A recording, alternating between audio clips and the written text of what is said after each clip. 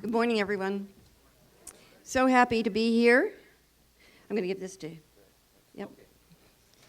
And thank you all for being here for this very important discussion. Over here is Matt McCrae, and he is our climate and energy analyst for the city of Eugene. And he's going to do this so I don't have to pay attention to doing this on our screen here. And then when we get done with that and questions, we're ready to answer questions, he can answer many of them that I probably can't. So between us, we'll be able to answer those things. So first thing I want to say to you, because of the room that's here, I guess I should say a minute about, does everybody have biographies of speakers, or should I, what is that? Nope. So I'm just going to tell you my background. Teacher, and then activist on women's rights issues, and then asked to run for the legislature, served 3 terms in the House of Representatives, and last as the minority leader.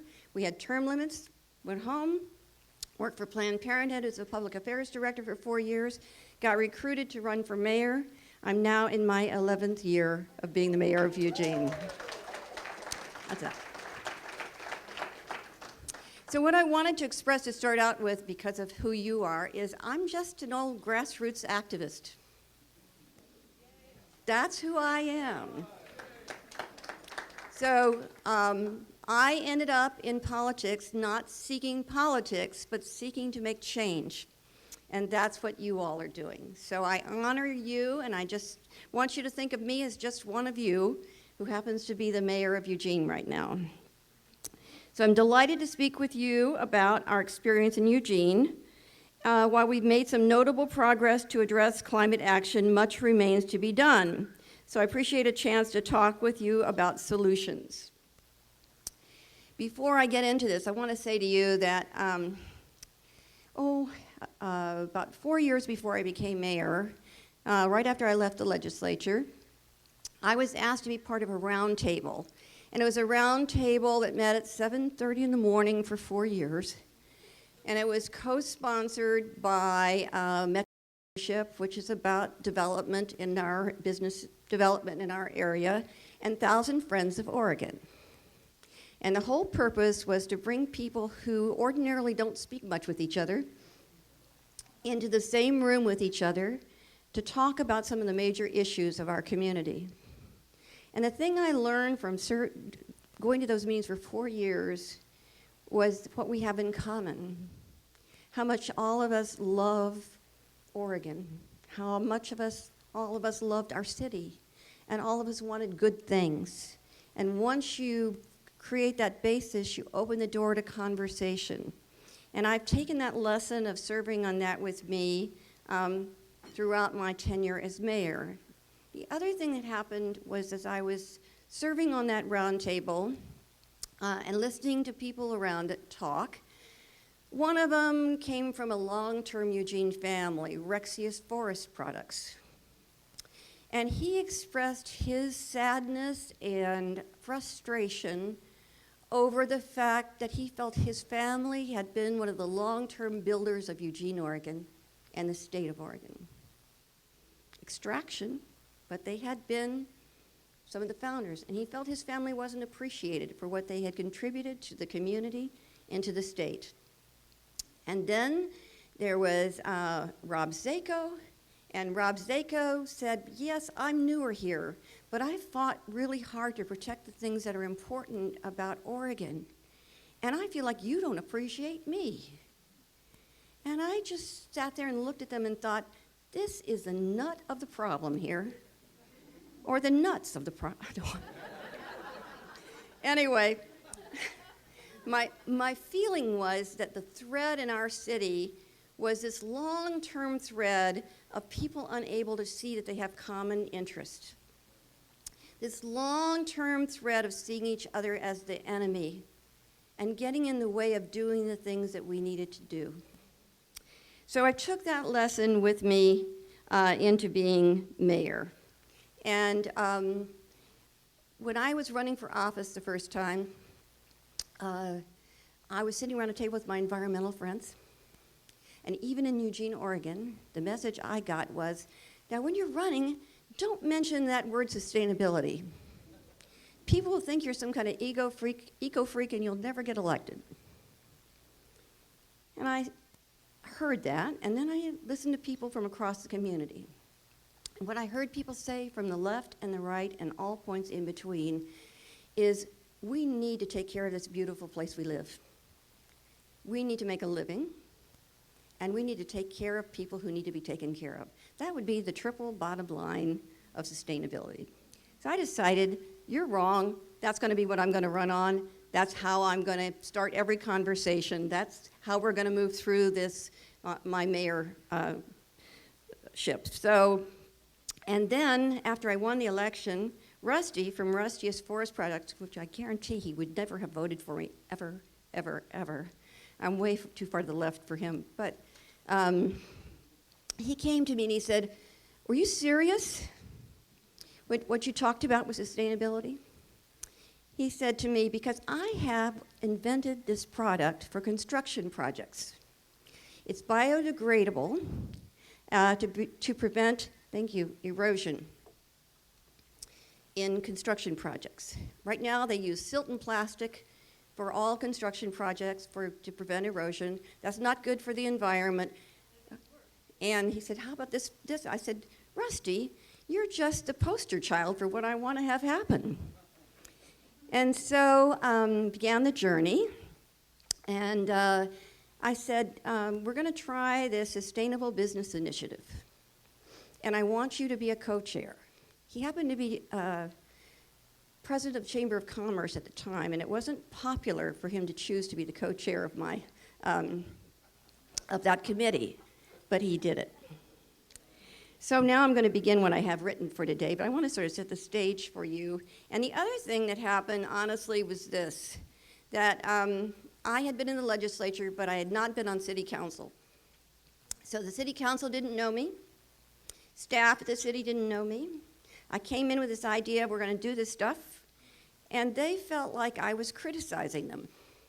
Like they felt they'd been doing good green policy forever, and here I was coming in and suggesting they needed to do more. My feeling was, I thought they'd been doing great stuff, so that only gave us more reason we should do more. And their feeling was, she thinks we're not doing enough. So I went over to the city manager, and I went to our staff, and I said, I want to do this Sustainable Business Initiative where we try to move this issue forward. And they looked at me and they said, we're busy. And, we can probably get you a little bit of money, but I think it was like $5,000. I mean, a little bit of money.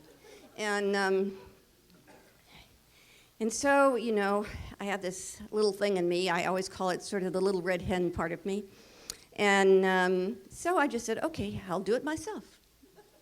So I went over to the university and got Bob Doppelt, who works on climate issues. And then I went, and he got all his students together. And we ran this initiative, talking to all the different sectors and making recommendations to council. And after a while, everybody in town knew this was going on, so it had legs. And then the city said, oh, we want to be part of this, you're us.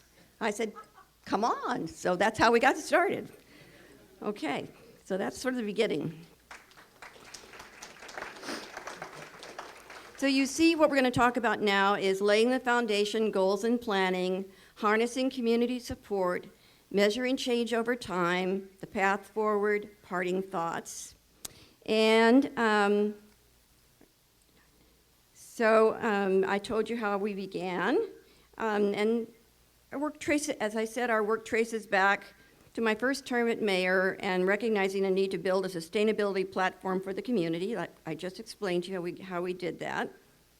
And so the Sustainable Business Initiative was called the SBI. And the notion of that one was to look for ways that we at the city could support and add to our ability to have businesses take on more sustainable practices and or produce sustainable products. And out of that came, we brought together people from all across the community, all kinds of political persuasions, all kinds of points of view. And they made 22 recommendations. And I made sure that that group of people that worked on the SBI, that everybody on our city council had somebody in that group that they respected and would listen to. So when they brought their recommendations, everybody on our council saw somebody there that they believed in and thought was someone they could believe in, and so they voted and supported all of those recommendations. And out of that, we got the first Sustainability Commission for the City of Eugene. And then Matt and Babe in Sustainability Manager for the City of Eugene. It was a big, huge first step. And then the Sustainability Commission took some of those recommendations and moved them forward. And these are the things that they came up with. Develop a community climate and energy action plan, make city operations carbon neutral by 2020, cut fossil fuels in half by 2030. And council adopted these goals in 2008-2009. So then we're at the climate and energy plan, so here it is, and you can find these on our website. The Climate and Energy Action Plan was developed over the course of 18 months. Matt actually drove that whole effort, and it was a huge one. The extensive community participation helped planners sort and prioritize strategies. The plan includes actions to be taken by city government, businesses, partner agencies, and residents. The plan is a clear statement that addressing climate change is going to have many benefits, and success will require efforts from all of us. The plan includes building and energy, food and agriculture, land use and transportation, consumption and waste, health and social services, and urban natural resources.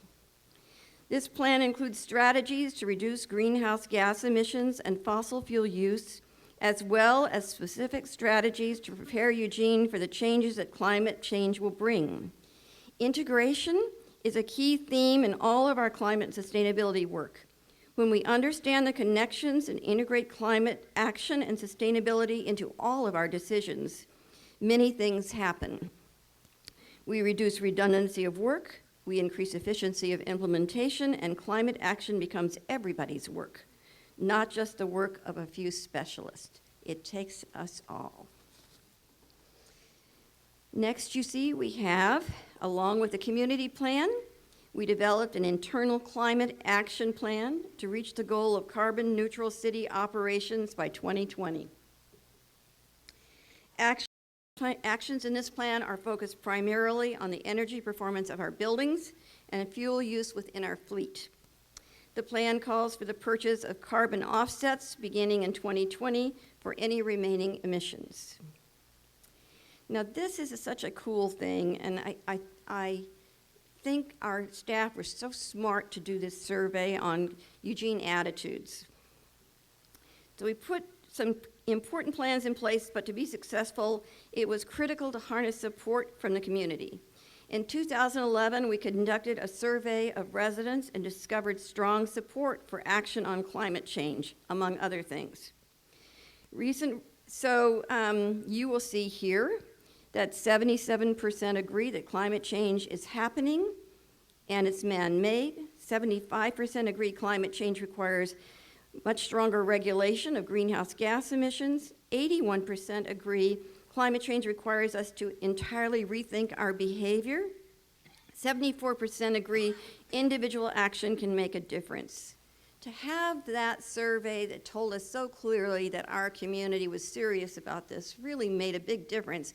And you could haul it out anywhere and use it to demonstrate that all was possible if we were willing to work on it. There's also, and this is something I wanted to talk to you about, there's a statewide survey that Tom Bowerman did. It indicates the same thing. You have that to put in your pocket and take with you. That survey indicates similar support for climate action from residents across the entire state of Oregon. You must use it. These survey results have been indispensable tools to support council in taking aggressive action. It's not just some crazy idea we have at the council table. It's what people think in our community, and it's what people think in our state. You can't have anything more powerful in your pocket than that. Our well-informed community wanted us to do something. It was clear we had an opportunity to take a bold step. Now, you heard from Mary last night, and I'm a great admirer of Mary's. And it was a wonderful thing that we had this, our Children's Trust, which were not only trying to change things in our community, but in our state and in our nation. And I know you've heard about that, but I don't think you know what it, I mean, how special is it to be the town where the kids of your community stand up and take on the world about climate change? That's incredible. Those kids called me over to meet with them, and they each delivered these wonderful little talks to me about their concerns for the future. They were well prepped, well planned, and well delivered. And then they said, "Mayor, what can we do?" And I said to myself, well, we have this survey that says we have a lot of community support. So don't do something little, do something big. Ask for something big. And by the way, you know, at our council meetings, we have the council forum, you probably do, part at the front of our meetings, and people can come and talk to us about anything for about 3 minutes. So as I said to them, like I often say to people, so you only got 3 minutes, but if there's 5 of you, you got 15 minutes. You know, add it up. You can get it delivered. And I told them, come, do as good a job as you did today to talking to me, and come again and again and again, because it takes a while for things to soak in with us. And be polite, make your point, and make us feel this is about your future, because it is. So, through a campaign launched by our Children's Trust, a local community organization, we saw over several months a stream of concerned, passionate young people coming to council to ask us to recommit to our climate goals and to redouble our efforts to protect their future.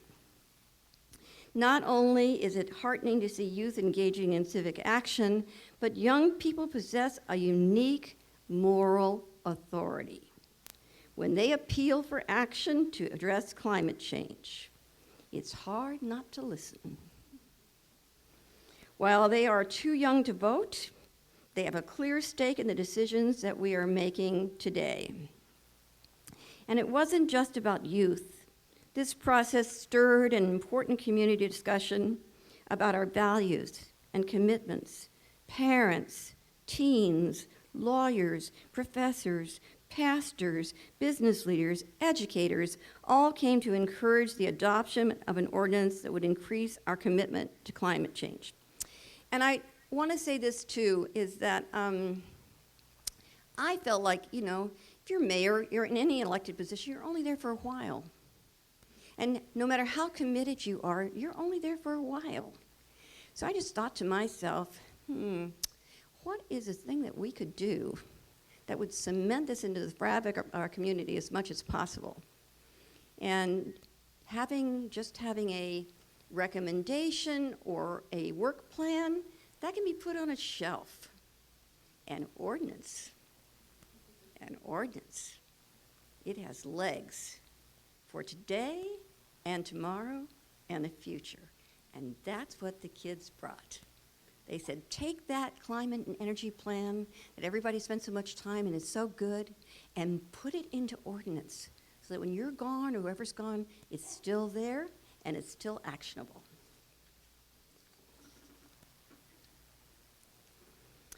So, in response to this community call to action, Council passed a climate recovery ordinance in July 2014. I want to say that the other key part of that is they asked often and politely, and they asked in a reasoned and reasonable way. And by the time they were done, they convinced even the hardest baked counselor this was what they needed to support. It clarifies and codifies our existing greenhouse gas and fossil fuel targets. It requires a thorough assessment of our efforts today. It requires development of a science-based, get that? Science-based greenhouse gas target for council to consider. It requires regular progress reports to council. It requires staff create a plan to get back on track if we find we are not meeting our targets. Adopting the ordinance is both a statement of commitment on our part, but also a mechanism to be more accountable for reaching our climate goals. So, how are we doing? The City of Eugene has been working for decades to reduce cost, reduce environmental impacts, and conserve energy through investments in energy-efficient buildings, cleaner fleet vehicles, and thoughtful purchasing practices. Overall, internal energy use has plateaued or leveled out since about 2008 after increasing over several years. I'm going to pause here and tell you another little interesting story. So I'm first mayor, and I'm going to this big U.S. conference of mayors in D.C., and the Mayor Nichols of Seattle has said the climate protection agreement that he's asking all the mayors to sign on to, which basically says that the federal government won't try to reach Kyoto policies, then we'll do it ourselves. So I signed on. I was one of the first 22 mayors. Now it's over, 900 mayors or something have signed on to it now. And the interesting thing about that is we hadn't at that time had any conversation about it at council yet. I really didn't have their permission. I just signed on. And I came home, and our utility called me and said, "We heard you signed on to this. What do we have to do?" And I said, "Whoa, that works. Okay."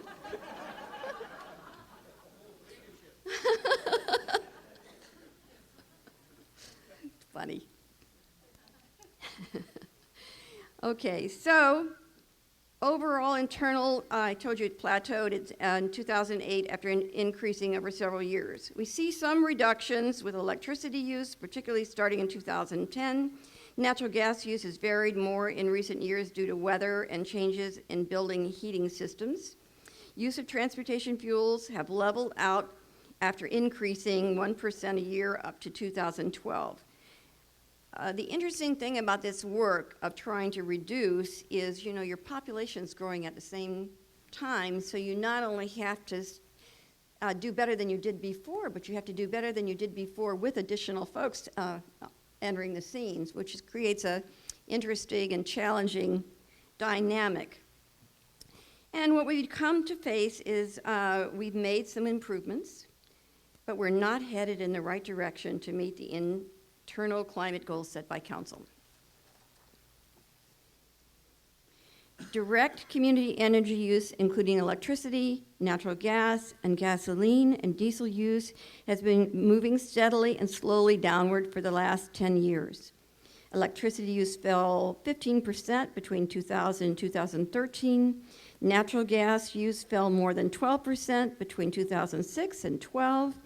Gasoline and diesel consumption dropped more than 8% between 2004 and 2013. From a greenhouse gas perspective, this is great news. While the economic downturn in 2008 certainly contributed to these reductions, it's important to note that the reductions began well before 2008. It is also interesting to note that when we chart fossil fuel use against the Regional Economic Index developed by Tim Dewey at the University of Oregon, we can see we are experiencing an upturn in economic health while community-wide fossil fuel consumption continues to fall.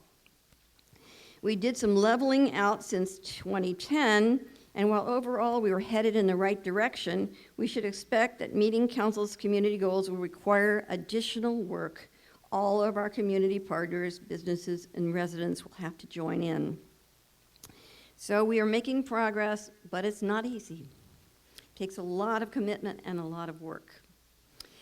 Another interesting thing that I don't have written here, but I want to share with you because I do a lot of transportation work for the state, is, and I know somebody who knows, Al knows about this, because people are not driving as much, there's less fuel tax available, which means less money to do things with, which means, actually in a good way, they're not overbuilding roads as much anymore. So, there's sort of the squeeze is helping us make better decisions in some ways. So that's just an interesting implication of what's going on in the state. While we have in place the climate action plans that chart the myriad actions needed, we're honing our strategy to focus on priority actions. We're looking to other cities like Fort Collins, which has set similar climate action goals. We're also hoping to draw from the expertise of the Rocky Mountain Institute to understand the better opportunities for our community. As local governments, we can't do this all by ourselves.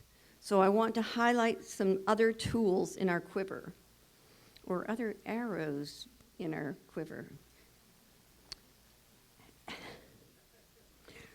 Engage your state and federal delegations in supporting carbon pricing. The Eugene City Council supported House Bill 3470 in the last legislative session that would establish a cap and trade system in Oregon, much like what California has in place. While we weren't successful this time, if you've been in the legislature, you know that shouldn't deter you. It usually takes 2 to 3 sessions to get hard things through if you're going to get them through. So just use that you didn't make it last time as a platform to do it better the next time until you get there. I also successfully advocated for a city policy to divest from fossil fuels. This was adopted in July 2014 and now informs our city investments. The thing I would share with you is that sounds really good. It's not that hard because we don't have many investments that we have control of. PERS is not something that we can control. And the state investment pool is not something we can control. We do have and have put in place that anything that we have control investing, we're not going to invest in those things. And that's good. That's good practically, and that's good in terms of making a statement. In addition to that, we sent letters to PERS and to the state investment pool to ask them to consider doing the same thing. So that's something you all can do as well. And the thing that I've learned over, and I think many of you have, is that you never know when the moment will come when something will change. So you should always act like it will. Just act like it will. And then sometimes you'll fail, but sometimes it will. I also joined the Compact of Mayors, an opportunity to be part of a larger collective on climate action. So I'll share another thing with you that after I signed that climate protection agreement with the U.S. Conference of Mayors, I got invited to go to Sundance. So this, mayors actually in Oregon, I think, maybe more than a lot of places, there aren't many goodies you get. It's a lot of work and not many goodies, right? And so I got invited to go to this climate conference at Sundance and hang out with Robert Redford for 3 days. And that was not bad. And as part of that, we got to hear, this is a few years back, but we got to hear Al Gore do his Inconvenient Truth presentation before it became public.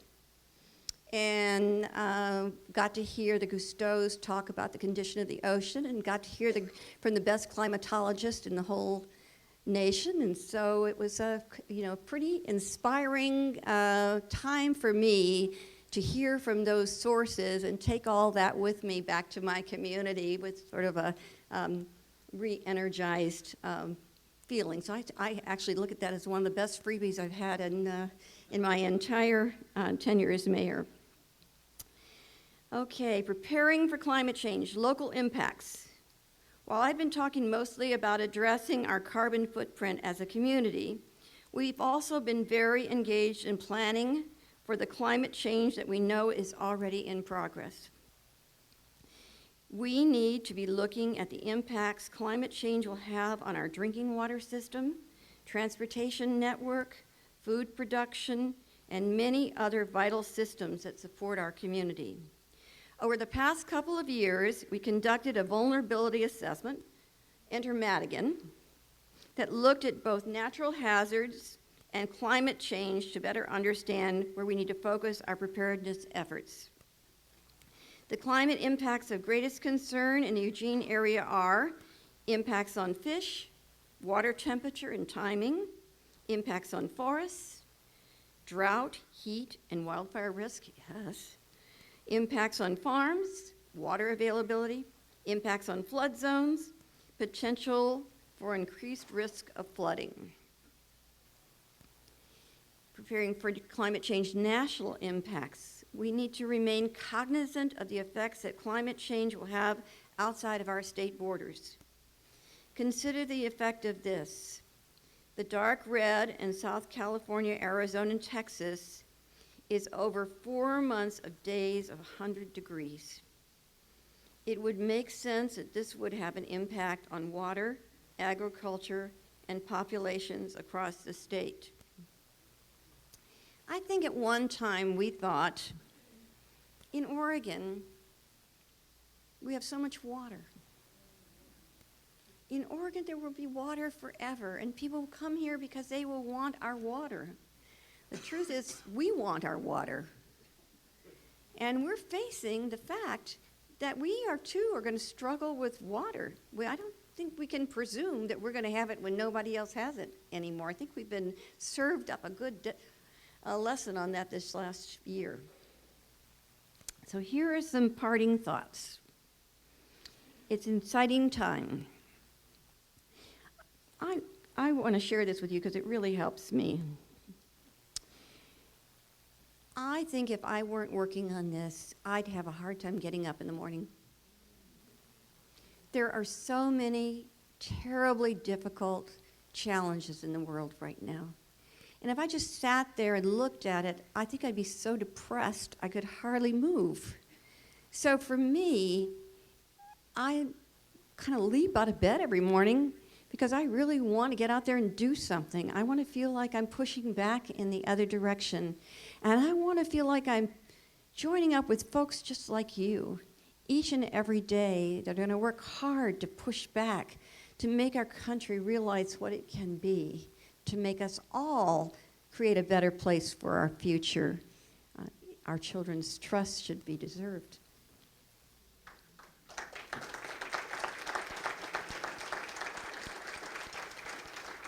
So here are the parting thoughts. Any of us are in office for a limited period of time. We have to do what we can to chart the right course and keep our community moving in the right direction, even when there's a change of leadership. The Climate Recovery Ordinance helps make that happen. Are we going to meet our goals? We don't know. It's a big climb. But we're sure as heck going to try. We're not staying in bed. To quote an Irish proverb, we have tossed our hat over the wall. We have taken on the challenge even though we're not sure how we're going to get there. We can be sure we won't get there unless we try. This is the mother of all adaptive management strategies. We will get new information along the journey that will cause us to change course. We have to be willing to learn from our efforts. We have to be willing to make mistakes. We have to be willing to take chances. And to be willing to succeed. This is only one piece of the puzzle. As Bill McKibben of 350.org says, when addressing climate change, there is no silver bullet, only silver buckshot. I would tell you that our counselor, Zelenka, says the same thing every time he gets a chance. And that brings me to another thing, before I make my final thing here.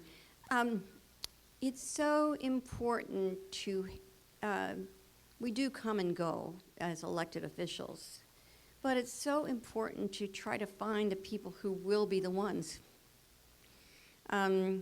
We have one counselor. Oh, we have enough votes if somebody puts it on the table and works for it. But we only have one counselor who works his butt off on this. So, and one mayor who does that.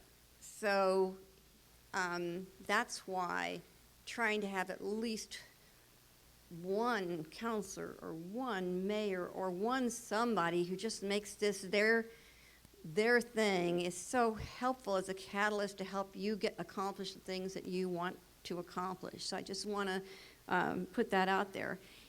And then, learning how to look at your partners, not only locally, but state and federal, and try to tie all those things together is really important too. And the other thing that's really difficult, and I try to express this through my talking about bringing people from different points of view together, being able to hear each other. It's really important. Some people think they don't believe in stuff, but they really do.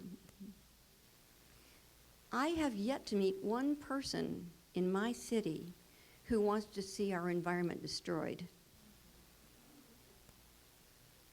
We may come at it in different ways, but I have never met anybody who said, my goal is to, make this community destroyed and store our water and our air, and no, we all share. It's how we listen to each other. So if you don't want to call it this, then call it that, but let's do the same thing, right? Right. And finally, remember why we are doing this difficult work. Because we have a moral obligation to pass on a healthy future to our children. Thank you.